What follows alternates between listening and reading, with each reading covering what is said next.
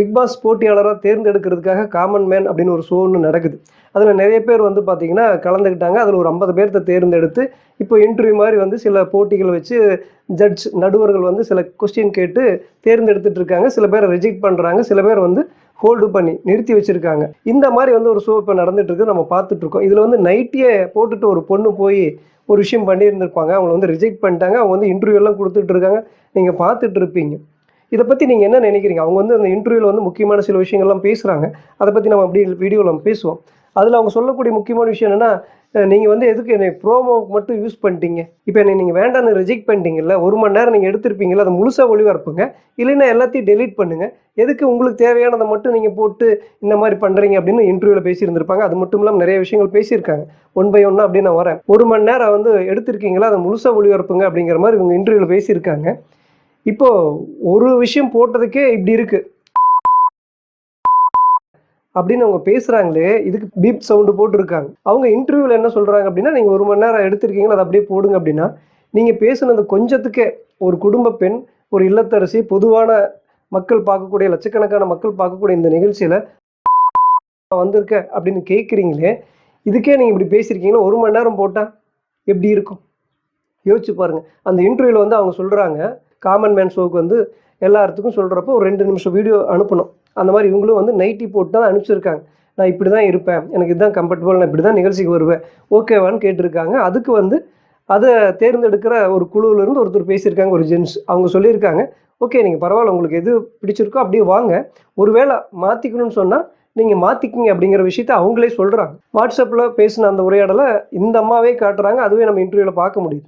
அப்படி இருக்கப்போ இப்போ வந்து விஜய் டிவி வந்து ஒரு ப்ரோமோ போட்டிருக்காங்க. அதில் தான் வந்து நான் இப்படி தான் இருப்பேன், எனக்கு இதுதான் பிடிச்சிருக்கு, எனக்கு உங்களுக்கு செலெக்ஷன் பண்ணால் செலெக்ஷன் பண்ணுங்க, இல்லைன்னா விட்டுருங்க, வேண்டாம்னா விட்டுருங்க அப்படிங்கிற மாதிரிலாம் பேசுகிறாங்க. தெனாவட்டா இப்படி பேசுகிறது ஒரு பக்கம்.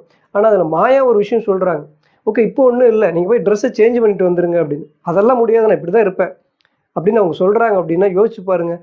அந்த நான் இன்டர்வியூவில் வந்து அவங்க காட்டின இந்த நைட்டி கேர்ள் அவங்க காட்டின அந்த ஆடியோலேயே அதை வர சொல்கிற அந்த ஜென்ஸ் வந்து அந்த குழுவில் இருக்கிற ஒருத்தருங்க வந்து, நீங்கள் அப்படியே வாங்க, உங்களுக்கு பிடிச்ச ட்ரெஸ்ஸோடவே வாங்க, ஒருவேளை மாற்றிக்கிற மாதிரி இருந்ததுன்னா மாற்றிக்க சொன்னாங்கன்னா நீங்கள் மாற்றிக்கிங்க, அதுக்கு தகுந்த ட்ரெஸ் எல்லாம் எடுத்துகிட்டு வாங்கன்னு சொல்லியிருக்காங்களா? அப்போது அப்படி பார்த்தாலும் விஜய் டிவி தரப்பில் வந்து அந்த குழு மேலே வந்து எந்த தப்புமே இல்லை. இப்போ இவங்களுக்கு என்ன அப்படின்னா, இப்போ ஆரி சொன்ன மாதிரி ஒரு சர்ச்சை கிளப்பணும், டக்குன்னு ஃபேமஸ் ஆகணும். அதுக்கு என்ன பண்ணுறது? இந்த மாதிரி ஒரு நைட்டி போட்டு போனோம்னா நம்ம வந்து டக்குன்னு மக்கள் மத்தியில் பேசப்படுவோம், பேசும் பொருள் ஆகும். அப்படிங்கிறது தான் அவங்க இந்த விஷயத்த பண்ணியிருக்காங்க. அப்படிங்கிறது 100க்கு 200% உண்மை தான். ஏன்னா அவங்க அப்படி தான் போய் ட்ரெஸ்ஸை சேஞ்ச் பண்ணிட்டு வாங்க அப்படின்னா கூட, அவங்க வந்து உண்மையாகவே இந்த போட்டியில் தொடரணும் அப்படின்னா அவங்க என்ன பண்ணியிருப்பாங்க, வேறு ட்ரெஸ்ஸு மாற்றிட்டு வந்திருப்பாங்க. ஆனால் அப்படியெல்லாம் இல்லாமல் இது வந்து ஒரு சர்ச்சையாக பண்ணணும். நான் இப்படி தான் போட்டு வரேன், தேர்ந்தெடுங்கன்னா தேர்ந்தெடுக்க தோணுச்சுன்னா தேர்ந்தெடுங்கன்னா விட்டுருங்க அப்படின்னு போய் ஒரு இன்டர்வியூவில் பேசுனாங்கன்னா அவங்க தேர்ந்தெடுப்பாங்களா? மக்களை யோசிச்சு பாருங்கள். இவங்க சொல்கிறாங்க, என்னை வந்து நீங்கள் யூஸ் பண்ணிட்டீங்க இன்ட்ரோவுக்காக, ப்ரோமோக்காக நீங்கள் வந்து யூஸ் பண்ணிட்டீங்க அப்படின்னு சொல்கிறாங்க. இப்போ லட்சக்கணக்கான செலவு பண்ணி இப்போ உங்களையெல்லாம் கூப்பிட்டு வந்து ஒரு விஷயத்துக்கு பண்ணுறாங்க அப்படின்னா அவங்களுக்கு தேவையானதை எடுத்துக்குவாங்க. அவங்க 1008 கையெழுத்து போடுறீங்க தானே எல்லா இடத்துலையும். அப்போ அவங்களுக்கு தேவையான விஷயத்தை எடுத்துக்குவாங்க.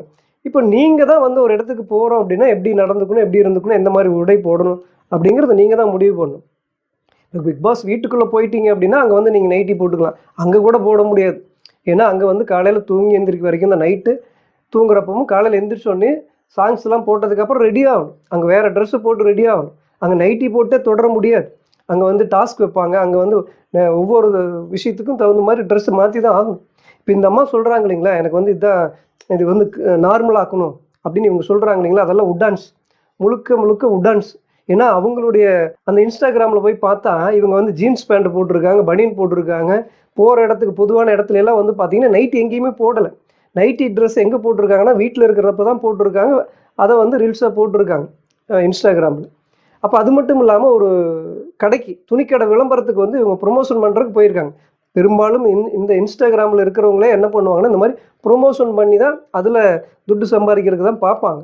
இன்னொன்று பாப்புலர் ஆகணும், நடிகை ஆகணும், நடிகர் ஆகணும், அல்லது இந்த மாதிரி கடை ஏதோ ஒரு விளம்பரத்துக்கு நம்மளை வந்து லட்சக்கணக்கில் சப்ஸ்கிரைபர் இருந்தாங்கன்னா அதுக்கு ஒரு அமௌண்ட் கொடுப்பாங்க, நம்ம வந்து விளம்பரம் பண்ணலாம் அப்படிங்கிறது தான் இன்ஸ்டாகிராமில் இருக்கிறவங்க. ஏன்னா அதில் வருமானமே வராது, இன்ஸ்டாகிராமில் வருமானம் வராது, யூடியூப்பில் வருமானம் வரும். அப்போ இந்தம்மா வந்து ஒரு கடை விளம்பரத்துக்கு வந்து போய் பண்ணுறாங்க. அங்கே வந்து எல்லா ட்ரெஸ்ஸும் இது வந்து சேல்ஸ், இந்த ட்ரெஸ் நல்லா இருக்குது, அந்த ட்ரெஸ் நல்லா இருக்குன்னு காட்டுறீங்கல்ல, அப்போ அது எதுக்கு பண்ணுறீங்க? நீங்கள் நைட்டி தானே உங்களுக்கு பிடிச்சிருக்கு. நீங்கள் எப்போவுமே நைட்டி தானே மக்கள் எல்லாரும் போடணும், இது பொதுவான ட்ரெஸ்ஸாக எல்லா நேரத்துக்கும் யூஸ் பண்ணுற மாதிரி வேணும் அப்படின்னு சொல்கிறீங்க தானே. அப்போ நீங்கள் நைட்டி மட்டும்தானே ப்ரொமோட் பண்ணணும். மக்கள்கிட்ட வந்து இதை மட்டும் எடுத்துங்க அப்படின்னு ப்ரொமோஷன் பண்ணணும்.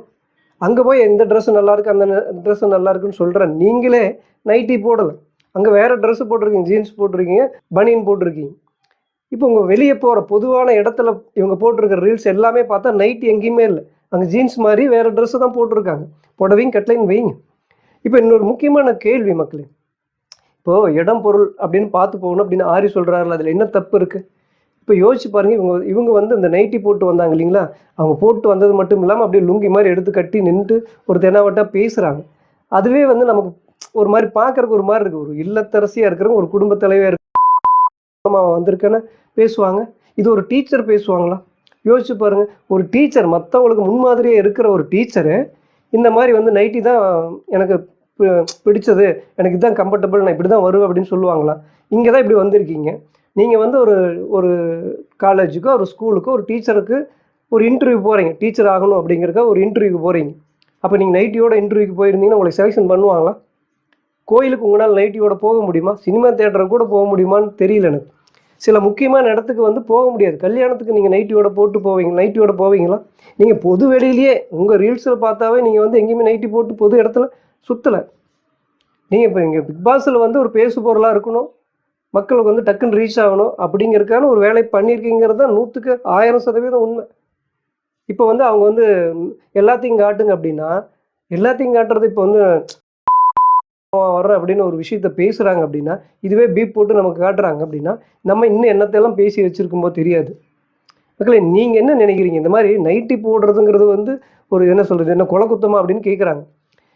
இப்போ இது வந்து நைட்டி போடக்கூடாதுன்னுலாம் யாரும் சொல்லலை. எந்த இடத்துக்கு போட்டு வரணும் அப்படிங்கிறது தான் வந்து நடுவரும் சொல்கிறாங்க. மக்களுடைய கருத்தும் அதுதான். இந்த இடத்துக்கு நீங்கள் போட்டு வர முடியுமா? இப்போ ஒரு இந்த போட்டியில் வந்து ஃபஸ்ட்டு எபிசோடில் வந்து பார்த்தீங்கன்னா, ததீஸ்வரன் அப்படிங்கிற ஒரு 4 மாடு வச்சு மாடு அவர் பிஸ்னஸ்ஸே அவருக்கு அதுதான்.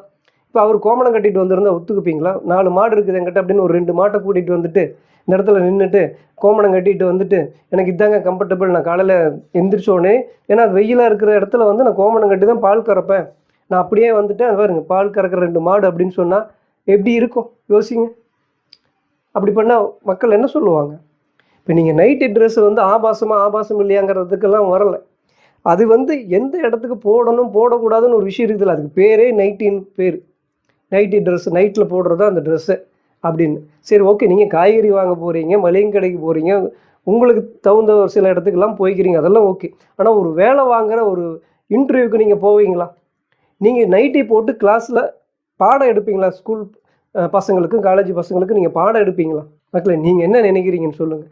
ஏன்னா இப்போ கோயிலுக்கு இந்த மாதிரியான சில உடைகள் தான் போட்டு வரணும்னு இருக்குது, ஸ்கூலுக்கு இப்படி தான் இருக்கணும்னு இருக்குது. கல்வி, பக்தி, இந்த 2 விஷயத்துக்கும் சில பொதுவான கட்டுப்பாடுகள் இருக்குது. பொதுவாக எல்லாத்துக்கும் அது பொருந்தும். அப்படி இருக்கப்போ நீங்கள் மட்டும் வந்து ஒரு இன்டர்வியூவில் வந்து செலெக்ஷன் பண்ணுறப்போ வந்து இந்த மாதிரி நான் இதுதான் எனக்கு பிடிச்சிருக்கு, உங்களுக்கு செலெக்ஷன் பண்ண தோணுச்சுன்னா பண்ணுங்களேன்னு விட்டுருங்க அப்படின்னு ஒரு தெனாவட்டாக பேசுனா என்ன பண்ணுவாங்க? அப்படின்னு தூக்கி வச்சுக்கிட்டு இருக்கிற அளவுக்கு நீங்கள் அவ்வளோ பெரிய டேலண்டாக இருக்கிறவங்களா? உங்கள்கிட்ட என்ன டேலண்ட் இருக்குது சொல்லுங்கள்? வாய் வந்துட்டு ஓவராக ஆணவ திமிராக பேசுகிறீங்க. திமிரு கூட ஒரு வகையில் கம்பீரமான விஷயம். எங்கிட்ட வந்து இவ்வளோ திறமை இருக்குதுன்னு நினைக்கிறது ஒரு திமிரு. என்கிட்ட மட்டும்தான் இவ்வளோ திறமை இருக்குது அப்படின்னு பேசுகிறது ஆணவம். நான் இப்படி தான் இருப்பேன், நான் நைட்டி போட்டு தான் இருப்பேன், உங்களுக்கு செலெக்ஷன் பண்ண தோணுச்சுன்னா பண்ணலைன்னா விடு அப்படின்னு பேசுகிறது ஆணவ பேச்சு. இப்போ மாயா கூட என்ன சொல்கிறாங்க, இப்போ கூட ஒன்றும் இல்லை, வேறு ட்ரெஸ்ஸை மாற்றிட்டு வாங்க அப்படின்னு சொன்னால் போய் ஒரு மதிப்பு கொடுத்து நீங்கள் என்ன பண்ணியிருக்கணும், வேறு ட்ரெஸ்ஸை போட்டு வந்திருக்கணுமா இல்லையா? அப்போ கூட என்ன சொல்கிறீங்க, நான் இப்படி தான் இருப்பேன், எனக்கு இதுதான் கம்ஃபர்டபுள், உனக்கு செலெக்ஷன் பண்ண விருப்பம் இருந்தால் பண்ணலைன்னா விடு அப்படின்னு சொல்கிற அளவுக்கு நீங்கள் வந்து பேசுகிறீங்க அப்படின்னு உங்களை செலெக்ஷன் பண்ணி ஆகணும்னு என்ன நிர்பந்தம், என்ன கட்டாயம் இருக்குது? அவ்வளோ பெரிய ஆளாக நீங்கள், உங்களை விட்டால் வேறு ஒருத்தருமே கிடைக்க மாட்டாங்களா? யோசிங்க. இப்போ வந்து இவங்களுக்கு தேவையான ஆள்தான் எடுத்துக்கிறாங்க, தேவையில்லாத ஆளையெல்லாம் எடுத்துக்க மாட்டாங்க அப்படின்னவங்களாம் நீங்கள்லாம் 1008 என்ன பேசினாலும் நீங்கள் எப்படி நடந்துக்கிட்டீங்க அப்படிங்கிறது ஒரு விஷயம். விஜய் டிவி வந்து அவங்களுக்கு தேவையான ஆட்களை எல்லாத்தையும் எடுத்துக்கிறாங்கன்னே வச்சுக்கோங்க. அதெல்லாம் உங்களுக்கு வேண்டாம். நீங்கள் எப்படி நடந்தீங்க, நீங்கள் போகிற இடத்துக்கு எப்படி நடந்துக்கிட்டீங்க, நீங்கள் அந்த இடத்துக்கு இப்படி ஒரு ட்ரெஸ்ஸை போட்டு போயிருக்கலாமா சொல்லுங்கள்? நீங்கள் வந்து ஒரு டீச்சராக இருக்கிறீங்க, நாளைக்கு ஒரு நீங்கள் உங்களுக்கு ஒரு வேலை வேணும் அப்படின்னா நீங்கள் உங்கள் ஒரு இன்டர்வியூக்கு இப்படி போக முடியுமா? ஒரு கோயிலுக்கு இப்படி போக முடியுமா? இப்படி வந்து இவங்கெல்லாம் வந்து வேணும்னே ஒரு பேசும் பொருள் ஆகணும், நம்ம வந்து சர்ச்சையை கிளப்பணும், இப்போ 2000 பேர் லட்சக்கணக்கில் மக்கள் வர்றாங்கன்னா அவங்களுக்கு முன்னாடி நம்ம தனியாக தெரியணும் அப்படிங்கிறதுக்காக ஒரு வேலை பண்ணியிருக்காங்க அப்படிங்கிறது இது உண்மை. அப்படி வந்துட்டு ஒரு ஆணவ பேச்சு இருக்கு. இந்த அம்மாவெல்லாம் வந்து எப்படிங்க உள்ளுக்குள்ளே போனால் இன்னும் இந்த அம்மாவை பற்றி என்னென்னலாம் பண்ணியிருக்குமோ. நல்ல வேலை போய் ரிஜெக்ட் பண்ணி வெளியே அனுப்பிச்சிட்டாங்க. மக்களே நீங்கள் என்ன நினைக்கிறீங்க இந்த அம்மா பேசுகிறது? ஏன்னா இந்த நைட்டி அப்படிங்கிறது வந்து அங்கே வந்து சரி தப்புங்கிறது அப்புறம் அவங்க எப்படி நடந்துக்கிட்டாங்க, அவங்க எப்படி பேசுனாங்க அப்படிங்கிற ஒரு விஷயம் இருக்குது. நைட்டியோடு வந்துட்டாங்க அப்படின்னா அது வந்து அது அந்த இடத்துல வந்து நடுவர்களுக்கு வந்து அது ஒரு ஆச்சரியமாக இருக்கும். அதை அவங்க எதிர்பார்க்காம இருப்பாங்க. அந்த இடத்துல அவங்க தேர்ந்தெடுக்காமல் இருக்கிறது அவங்களுடைய முடிவு. அதுக்கு வந்து அவங்க சாரி கேட்கணும், என்னை ரிஜெக்ட் பண்ணிட்டாங்க அப்படின்லாம் பேசுகிறாங்க அப்படின்னா நீங்கள் என்னத்தை பேசி வச்சுருக்கீங்களோ தெரியல. அடுத்து என்ன எபிசோடில் வந்தால் தானே தெரியும், பார்க்கலாம். மக்களே நீங்கள் என்ன நினைக்கிறீங்க இந்த அம்மா பேசுகிறத பற்றியும் இந்த அம்மா இப்படி பண்ணுறத பற்றியும் என்ன நினைக்கிறீங்க? எனக்கு தெரிஞ்சு இந்த அம்மா வேணும்னே பேசும் பொருள் ஆகணும். நம்ம பிக் பாஸ் வீட்டுக்குள்ளே போகிறோமா இல்லையோ, ஏன்னா நம்மளை தேர்ந்தெடுக்க மாட்டாங்க அப்படின்னு இந்த அம்மாவுக்கு நல்லாவே தெரிஞ்சதுனால தான் இவங்க நைட்டி போட்டு போய் டக்குன்னு ஃபேமஸ் ஆயிடணும் அப்படிங்கிறதுக்கான ஒரு வேலையை பண்ணினதாக தான் தெரியுது. இது ஒரு குறுக்கு வழியில் பண்ணுற ஒரு ஒரு வேலை தான் இது. எனக்கு அப்படி தான் தோணுது. உங்களுக்கு எப்படி தோணுது மக்களே? மறக்காமல் சொல்லுங்கள்.